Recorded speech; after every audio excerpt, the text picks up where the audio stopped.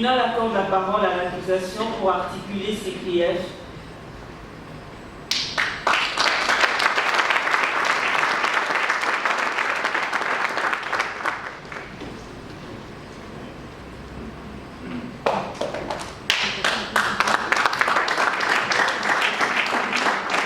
Vous avez la parole, maître.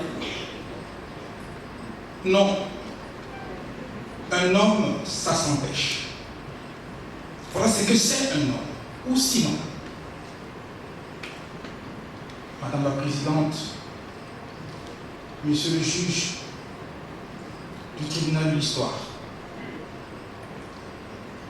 votre réputation de femme et d'homme viscéralement attaché à l'idéal de justice, et particulièrement cultivé et passionné de littérature, m'est parvenu au hasard de mes rencontres et discussions informelles, souvent à bâton rompu, avec des hommes et des femmes qui ont pour vous une admiration sans borne. Et donc, fort de tout ce qui m'a été rapporté généreusement au sujet de l'étendue de vos ressorts intellectuels de juristes vertébrés et de votre culture littéraire, je ne me suis pas interdit de penser et de parier que vous avez dû dévorer tout Albert Camus pour reconnaître ces bribes de mots. Un homme, ça s'empêche. Gravé dans le marbre d'un roman autobiographique inachevé, publié à titre posthume, le premier homme, dont le manuscrit a été heureusement retrouvé par devers l'infortuné à l'heure fatidique de l'accident de la voiture qui lui a coûté la vie à seulement 46 ans. 3 ans après la réception du prix Nobel de littérature. Ce jour-là, le 4 janvier 1960, le Congo commémorait ses fils et filles tombés sous les balles de la sombre coloniale à l'occasion des manifestations qui ont poussé la puissance coloniale à ses derniers retranchements et contribué à accélérer la proclamation de l'indépendance. Cette indépendance qui sera confisquée 32 ans durant par un sinistre personnage que l'histoire met en procès sous vos latitudes ce soir. Vous n'êtes pas surpris, madame. Vous n'êtes pas surpris qu'en exode, je mobilise, je convoque un écrivain qui continue de traverser le temps tel un météore et dont l'œuvre nous est offerte comme un bouclier contre toutes les formes de tyrannie et d'oppression dont ce monde peut être le théâtre. Une œuvre colossale sans laquelle on ne peut penser le rapport au monde, le rapport aux autres, le rapport au temps qui passe, le rapport à la justice. L'expression « un homme, ça s'empêche » va devenir comme une sorte de boussole dans la vie et les engagements d'Albert Camus. Lui qui n'a quasiment pas connu son père et qui doit son irruption dans la cour des grands à la faveur d'une rencontre fortuite avec un instituteur. Une condition qu'il partage avec Mobutu de père inconnu. Élevé par son grand-père, initié aux arcanes de la lecture par l'épouse du magistrat que son père servait comme cuisinier, en complément d'une scolarité en dents de scie, devrais-je ajouter. Mais là s'arrête la comparaison. Alors que Camus débordera de gratitude envers ceux qui lui ont permis d'atteindre les cimes, dont l'instituteur auquel il a dédié son prix Nobel de littérature, dans une lettre mémorable, Mobutu, lui, aura toujours le torse bombé. On lui devait tout. Il ne devait rien à personne. Le potentat dont le nom signifie pourtant poussière en langue mwandi s'affranchira des leçons de précarité et d'humilité de sa condition, de ses origines.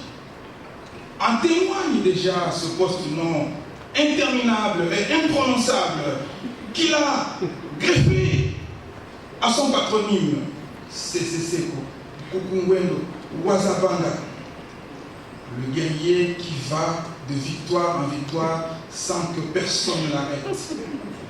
L'intention de tricher avec l'histoire est patente.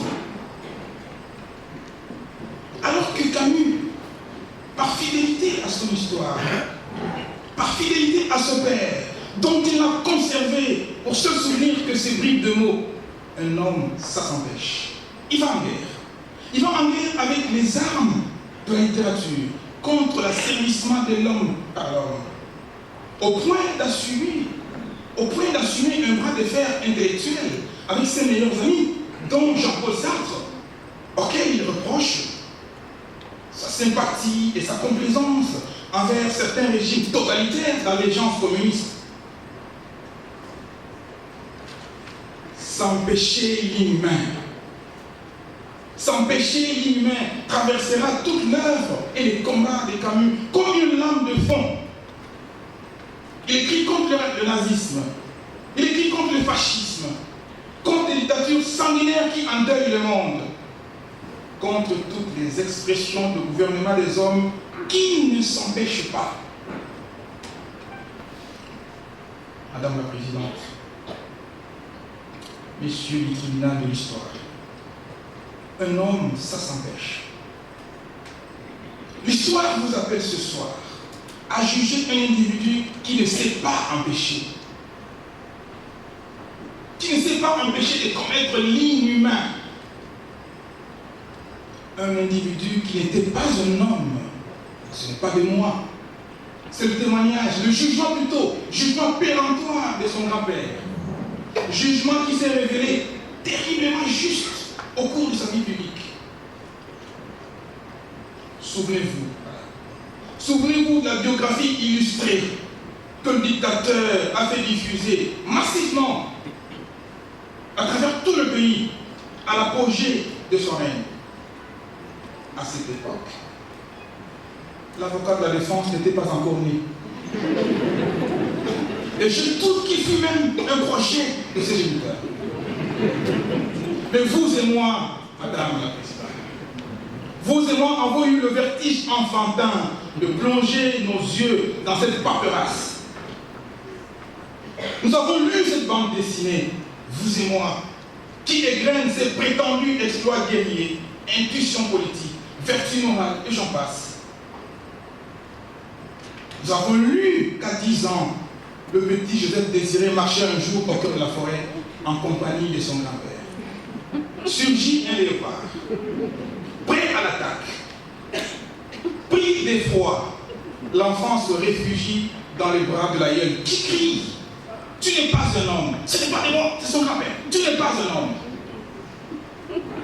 Vexé, le garçonnet jette sa lance au fond du fauve qui recule, gravement blessé. Le petit Joseph va sceller son triomphe en allant retirer l'arme du front de l'animal et prononcera ces mots de défi à l'adresse du vieil homme. Je crois que désormais, je n'aurai plus peur. Il aurait pu dire: désormais, je ne m'empêcherai plus. Je ne m'empêcherai rien. Je n'aurai plus peur de rien. Et Mobutu a tenu cette promesse. Et rien s'empêcher. Pour le malheur de son peuple, il ne s'est rien empêché. Galvanisé par cette blessure narcissique de ses origines, porté par un égo surdimensionné, Mobutu s'est employé corps et âme à donner vie à cette fiction. N'être pas un homme, ne pas s'empêcher a été le moteur de sa vie. Madame la Présidente, Monsieur le juge, de peur de souiller vos oreilles, je me suis promis de ne pas parler de Mobutu prédateur sexuel. Je n'en parlerai pas. Vous retiendrez que Mobutu ne s'est rien empêché, mais dans ce domaine-là. Mobutu n'a plus eu peur de rien. Ah, du du moins jusqu'à cette matinée du 17 mai 97, où le matamor, le faux courageux, est sorti d'histoire sur la pointe des pieds, laissant derrière lui un pays exsangue, livré au chaos. Un chaos, hélas, dont il ne s'est jamais relevé. Au bout de 32 ans de règne sans partage, au lieu d'une saison au Congo, annoncée par Aimé Césaire, nous avons eu droit à une saison d'anomie, dont Wole Soyinka nous livre l'une des meilleures fresques s'agissant de son pays d'origine, le Nigeria, dont le sort, sous les règnes des généraux, est similaire à celui d'Usaï Mobutu. Madame la Présidente, Madame, Monsieur le juge, de quoi Mobutu s'est-il rendu coupable qui justifie ce procès? Je me refuse à faire œuvre de casuistique ce soir. Cela m'aurait conduit à ressasser des éléments factuels qui sont devenus des lieux communs, Vous n'avez pas besoin ce soir, pour éclairer votre religion, sur la dictature féroce que Mobutu a instaurée dans ce pays, alliant crimes de sang, corruption, pillage et honté des richesses nationales. Je m'y refuse, persuadé que personne de sérieux n'exigera que soit produite devant votre auguste tribunal l'épreuve des 32 ans d'incurie et de déchirure du Congo-Zaïre. Personne de sérieux ne le demandera. Nous détenons une mine d'informations, de sources concordantes, fiables, souvent de première main. Bon nombre d'anciens collaborateurs du sinistre personnage ont livré des récits sidérants et glaçants sur le gouvernement de la Deuxième République. Encore que l'expression gouvernement du pays appliquée à Mobutu est abusive et incongrue. Je ne parle pas de collaborateurs de Mobutu tels que Maître Nimi, qui est passé tout à l'heure devant votre tribunal et dont le propos sibyllin aux résonances de proto-mots visait sournoisement à entraîner votre tribunal sur la voie d'un procès en canonisation de Mobutu. Vous aurez compris, Maître Nimi a prêché pour sa chapelle. Vous compulserez plutôt, Madame la Présidente, Madame et Monsieur le juge, vous compulserez plutôt attentivement, je vous en conjure, les différents rapports de la CNS qui ont eu le mérite de nous livrer un diagnostic implacable de la Deuxième République. Un forum dont Mobutu a savamment entravé l'aboutissement des vœux, en connaissance de cause d'ailleurs, notamment les conclusions des commissions dites sensibles, celles qui ont eu le loisir d'inventorier et de documenter les ravages humains, matériels et financiers du régime. Ces documents sont disponibles et accessibles. Il est complètement oiseux de rappeler que peu avant sa chute, le montant de la fortune personnelle de Mobutu équivalait au bas mot, à la dette du Zaïre. Ce qui a d'ailleurs inspiré ce commentaire à Madame Colette Bregman, qui a écrit: assis sur des coffres forts de cuivre, de diamants, de cobalt, de zinc, de manganèse, les Zaïrois sont parmi les plus pauvres de la planète. Il est épuisant d'égrener les noms des victimes de la répression et expéditions punitives, des morts sans sépulture dans la plupart des cas, le délitement du tissu social et économique, l'effondrement du système scolaire qui nous vaut aujourd'hui le pullulement des diplômés lourdement illettrés dans toutes les strates de la société.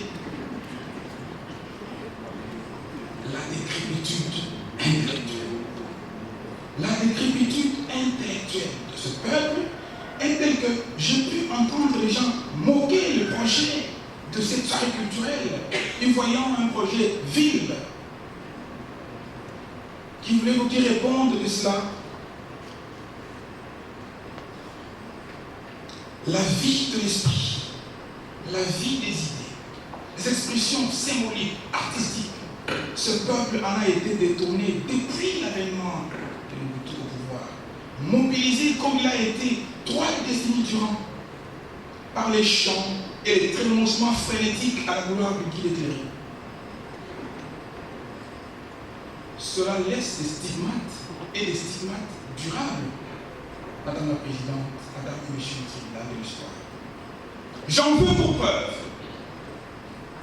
pour preuve la sécheresse de la production littéraire et de ce tintamarre appelé abusivement musique congolaise.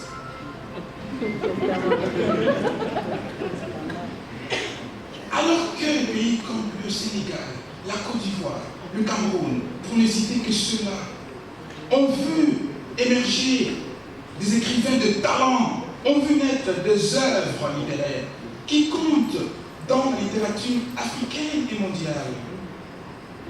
Le Congo Zaïre de Mobutu est resté à la traîne, aux abonnés absents. La censure et la police des idées ont jeté nos créateurs sur les routes de l'exil vers des pays de liberté, d'où ils ont pu rayonner, pour certains, ou perdu l'inspiration pour d'autres, à raison de la douleur du déracinement. Ce qui valide à coup sûr ces mots du même Albert Camus, tout ce qui dégrade la culture raccourcit le chemin qui mène à la servitude. Madame la Présidente, Monsieur le juge, Madame, Monsieur le juge du tribunal d'histoire,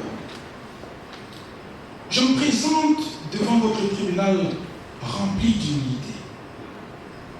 L'humilité inhérente à cette profession d'avocat, qui fait de celui qui l'exerce un quémandeur, un mendiant, comme le disait Maître Éric Dupond-Moretti. Je plains ma conscience qu'en vous demandant de condamner le maréchal Mobutu pour la cassure de ce pays, je plains ma conscience d'affronter la réplique foudroyante de l'avocat de la défense. J'en ai conscience. Ah oui, la défense de Mobutu. Parlons-en une seconde. Vous avez noté, et moi avec vous, que la défense de Mobutu sera assurée par une superstar de la plaidoirie, une dignité locale, un confrère qui a la passion de la défense chevillée au corps, un avocat qui entretient une relation charnelle avec les mots, et dont le cabinet et le domicile seront bientôt à court d'espace pour accueillir les prix d'éloquence. J'en ai conscience. Mais ce soir, je suis désolé de dire, il n'est pas ce soir l'orfèvre, le vertueux splendeur que tout le monde attend d'applaudir frénétiquement. Non, ce soir je ne suis pas le dilettante payé pour lui servir de faire valoir. Ce soir, lui et moi sommes confinés, logés à la même enseigne, ramenés à l'humilité de ce métier, qui est de porter la voix de l'autre. Il portera la voix d'un sinistre personnage qui n'en a plus. Je porte la voix des milliers, des dizaines de milliers de victimes, connues et anonymes, privées des paroles, du fait de son bien. Il plaidera tantôt. Il plaidera tantôt avec le cynisme qui le caractérise. J'en ai le pressentiment. Il plaidera la légèreté et l'insignifiance des faits que l'histoire met à charge de son sulfureux client. Je le sais. Il s'indignera à grand renfort des faits des manches, de l'injustice de l'opinion qui a réparti les rôles dans l'histoire du Congo. Le juste d'un côté, les méchants de l'autre. Mais ce faisant, il ne changera rien à la marche de l'histoire. Rien. Strictement rien. Va-t-on faire grief aux Allemands de ne retenir d'Adolf Hitler que les champs à gaz et l'ensauvagement de l'Europe, et d'oublier que le chef nazi avait rendu aux Allemands la fierté d'être allemand après l'humiliation du traité de Versailles? Vraiment? Allez-vous reprocher au peuple français d'avoir jugé et condamné le maréchal Pétain à la peine de mort, à l'indignité nationale, à la confiscation de tous ses biens, pour son rôle déterminant dans l'occupation, au mépris de sa brillante carrière militaire? Allez-vous le reprocher aux Français? Sérieusement?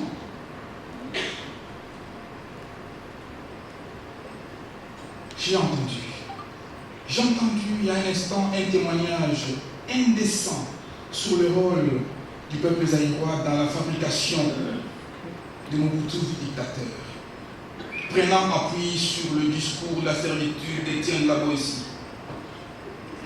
Je pourrais en rire, madame. Je pourrais en rire n'eût été la gravité des faits que vous jugez ce soir. Je pourrais en rire n'eût été le respect qui m'inspire votre tribunal.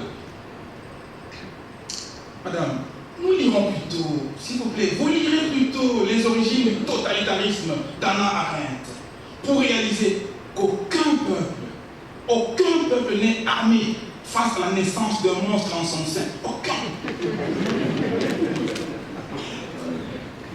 Aucun peuple n'est armé contre la banalité du mal. La banalité du mal. La défense va ratisser large. Je le sais d'instinct. Elle va ratisser large dans l'espoir d'exhumer des décombres de l'histoire quelques bienfaits, glanés ci et là, à l'actif de Mobutu. Mais la cause est perdue. La cause est perdue, Madame la Présidente, Madame, Messieurs les juges. Parce qu'aucune patrie n'a jamais de reconnaissance pour les dirigeants qui se sont conduits comme des voyous ou des bandits. C'est une loi non écrite de l'histoire. Et la défense ne va pas suggérer à votre tribunal de la modifier pour la circonstance.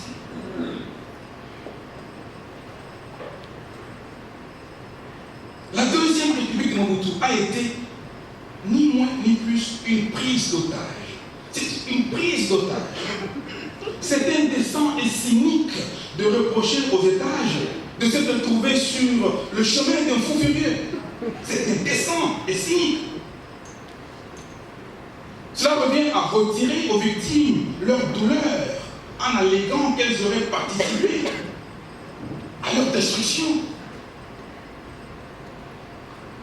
Reproche-t-on aux victimes du terrorisme de s'être retrouvées sur la route d'un terroriste dont le projet criminel est déjà formé et arrêté? Mobutu n'a-t-il pas régné dans la terreur?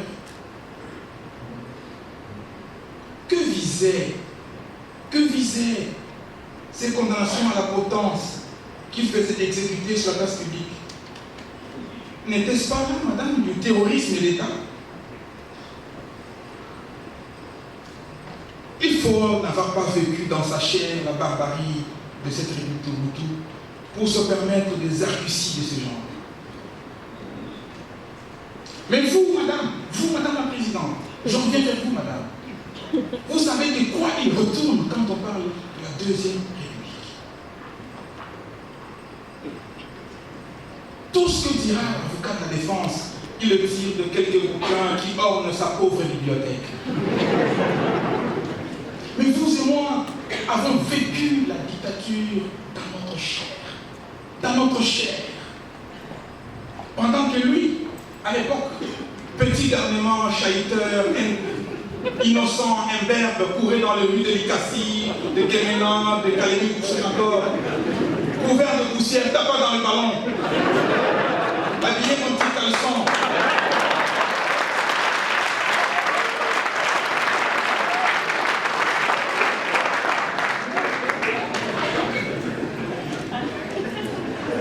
Vous ne l'écouterez pas, j'en suis convaincu.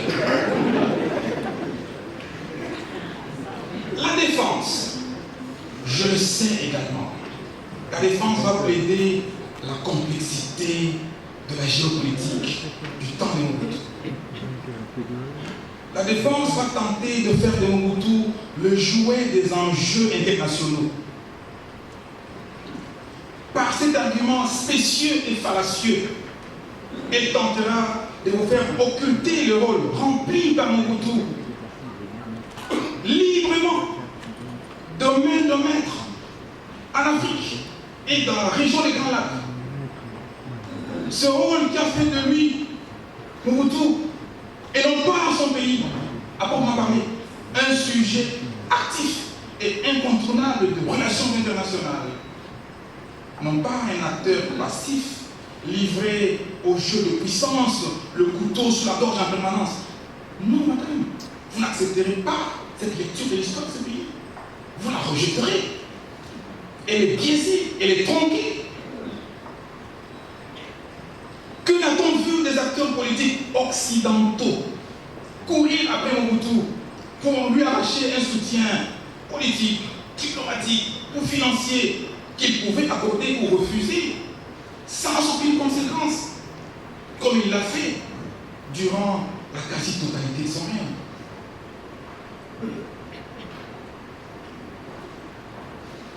Madame la Présidente, Madame, Monsieur le Tribunal d'Histoire, la défense va faire diversion tout à l'heure. Elle fera diversion en créditant Mobutu de quelques réalisations. Oui, mais que valent-elles? Que valent-elles comparées à l'ampleur de la destruction du potentiel humain de son peuple? Que valent-elles ces réalisations? La défense va vanter le projet intellectuel complètement vaporeux du recours à l'authenticité. Ce projet décidément conçu et porté par des esprits bouchés et arides m'a toujours laissé perplexe. Qu'est-ce qui a le plus dépersonnalisé ce peuple? Qu'est-ce qui a le plus émoussé le sentiment d'identité nationale? Serait-ce les prénoms, les habitudes vestimentaires, alimentaires occidentaux? Vraiment? Ne serait-ce pas plutôt les politiques criminelles que Mobutu a menées 32 ans durant, qui ont débouché sur la négation même du peuple et de son identité? Madame, soyons sérieux. Qu'est-ce que c'est que cette vision réductrice de l'identité d'un peuple qui consiste à rejeter les prénoms occidentaux, les costumes occidentaux? Qu'est-ce que c'est que cette conception de l'identité? Madame la Présidente, Madame, Monsieur le juge, je m'engage à vous procurer un livre lumineux. Un livre lumineux, disais-je. Les identités meurtrières. d'Amin Malouf, auteur franco-libanais, membre de l'Académie française. Vous ne refermerez pas ce livre, madame et monsieur le tribunal. Vous ne refermerez pas ce bouquin sans réaliser la supercherie du projet de Mobutu, du projet d'authenticité, du projet de fabrication de l'identité à son peuple. Parce qu'en fait, il voulait diluer ce peuple sous prétexte d'authenticité dans une masse informe, à l'effet de gommer l'identité de chacun, de chaque Zaïroise et des Zaïrois. C'était cela le projet en réalité. Vous le lirez, madame. Nous ne sommes pas faits d'une seule identité. Nous sommes faits de plusieurs identités. En d'autres termes, notre identité est composite. Est une mosaïque composée de plusieurs apports résultant de notre participation, consciente ou non, à l'universel. Et la religion fait partie de l'identité d'un peuple, de chacun. Croire ou ne pas croire. La supercherie de Mobutu, dans son projet de construction d'une identité nationale, s'est vérifiée à maintes reprises dans sa volonté de contrôler les leaders religieux et d'ostraciser ceux qui lui résistaient. Un prélat catholique Monseigneur Kabanga, a fait le déplacement dans une scène, je l'admets, surréaliste, pour vous livrer un pan de sa vérité sur les rapports exécrables que Mobutu avait avec l'Église catholique, et pas seulement, mais aussi avec les autres confessions religieuses. Dans sa folie de grandeur, Mobutu redoutait l'exercice de la liberté de croire. Pourtant, la liberté de croire ou de ne pas croire est la vitrine des libertés fondamentales. Mobutu, qui en avait fini à se convaincre d'être l'égal de Dieu, ne pouvait supporter d'être mis en concurrence.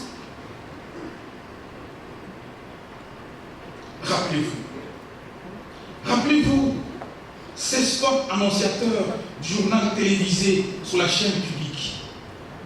On y voyait Mobutu émerger des nuages, expression imparable de sa transcendance, de sa divinité, donner au peuple tel un sacrement. Ah oui, la défense dira. La défense vous dira que c'était le produit du zèle débordant de sa combinongo. Oui, certes, mais de grâce. De grâce, Madame la Présidente, Madame, Monsieur le tribunal, de grâce, vous allez résister. Je vous en conjure. Vous allez résister à la propension de la défense de détourner ce procès et d'en faire le procès des collaborateurs de Mobutu. Quiconque connaît le fonctionnement du régime Mobutu ne peut pas prendre ses collaborateurs en grippe. Mobutu ne pouvait supporter la contradiction, ni s'appuyer durablement sur un collaborateur qui lui tenait tête. Qu'on foute la paix aux collaborateurs de Mobutu, leur procès se tiendra, il se tiendra en son temps. Rappelez-vous le sort réservé aux 13 parlementaires. Rappelez-vous le cynisme avec lequel Mobutu a privé ce pays du talent de l'un de ses plus grands universitaires et juristes de tous les temps, Marcel Yahou, pour avoir exprimé des inquiétudes et un doute raisonnable sur le tournant autoritaire et autocratique que prenait le Zaïre.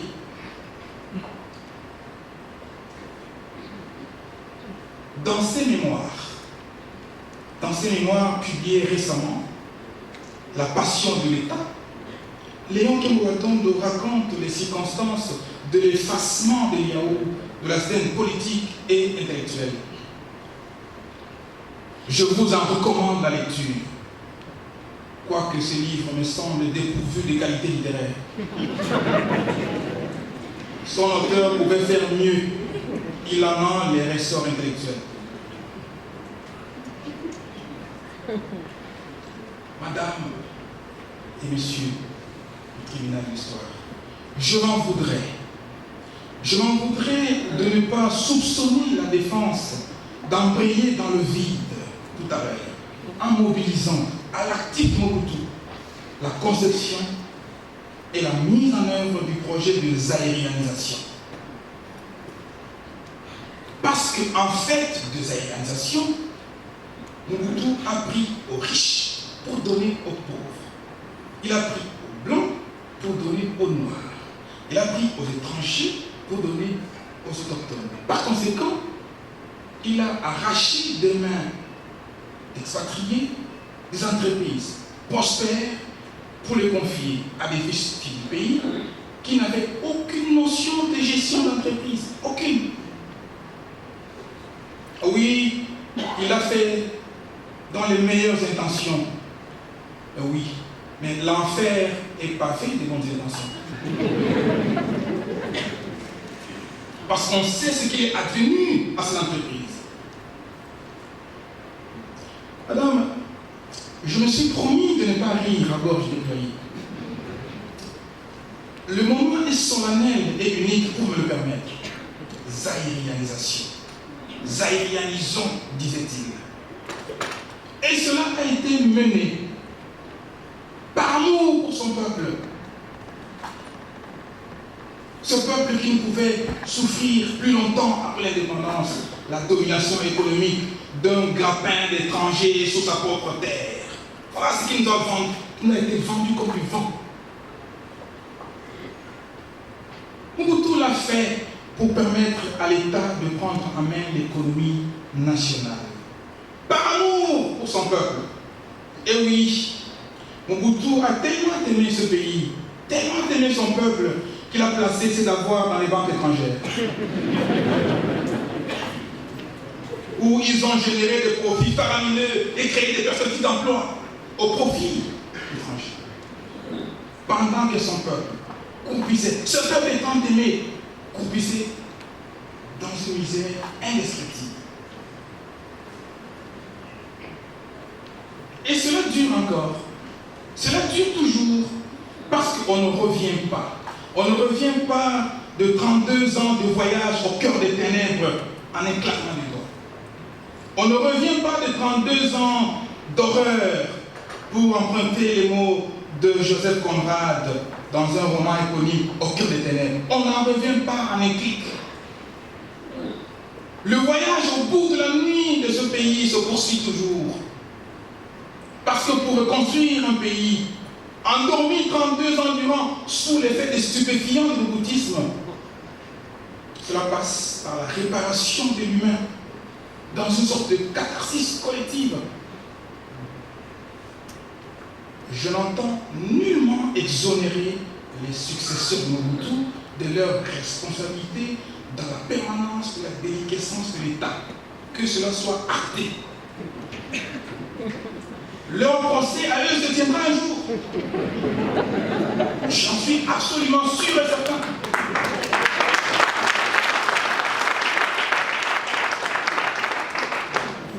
Ses successeurs, à ce qu'il paraît, peinent à sortir du rapport enivrant et orgiastique avec le pouvoir.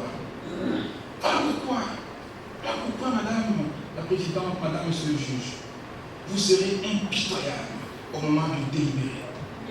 Mobutu a tracé le sillon sur lequel tout le monde veut marcher. Vous lui serez impitoyable.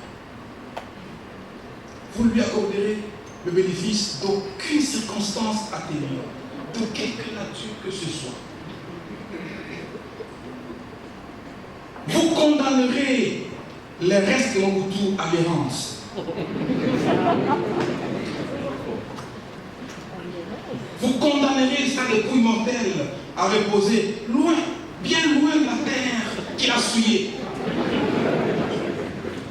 De peur que ces fantômes ne viennent hanter ses successeurs.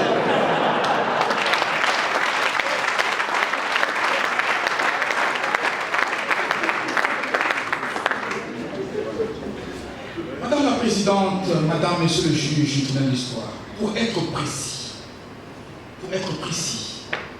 je vous demande de fermer aux reliques de Mobutu toute perspective insensée de rapatriement. De peur qu'il lui soit dédié un monument, un lieu de culte, de pèlerinage, qui pourrait opportunément servir aux illuminés amnésiques de tous bords, qui depuis un temps appellent, avec outrepidance, au retour de sa dépouille mortelle. Cela aurait des conséquences gravissimes, madame, sur la perception du pouvoir dans le chef des dirigeants actuels. Vous condamnerez également l'État congolais au nom du principe de continuité de l'État à mettre en place et à exécuter sans dérobade des politiques socio-économiques et culturelles qui figurent tous les ans dans les programmes de gouvernement, mais uniquement pour la forme.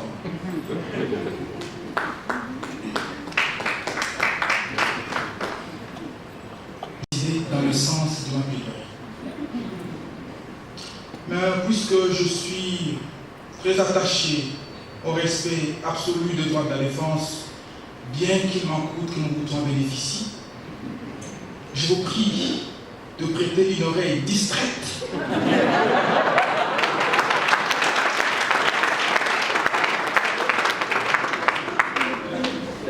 vous daignerez prêter une oreille distraite au calembredène de mon contradicteur.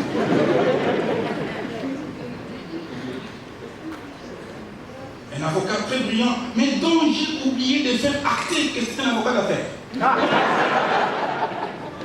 Qui, en tant que tel, n'en a cure la dimension humaine de ce procès, comme par ailleurs tous les avocats d'affaires. Mais je n'irai pas jusqu'à dire tel client, tel avocat d'affaires. Je n'irai pas jusque-là. Mais une chose est sûre, il plaidera. Il plaidera sous des applaudissements frénétiques qui ne vous impressionneront pas. Mais vous l'écouterez. Vous l'écouterez. Madame la Présidente, Madame, Monsieur le Juge, vous l'écouterez avec dédain. Vous l'écouterez avec le dédain qu'inspire, que vous inspire le personnage qu'il défend ce soir. Parce qu'il ne sait rien empêcher. Ainsi, vous aurez dit 3, vous aurez fait justice.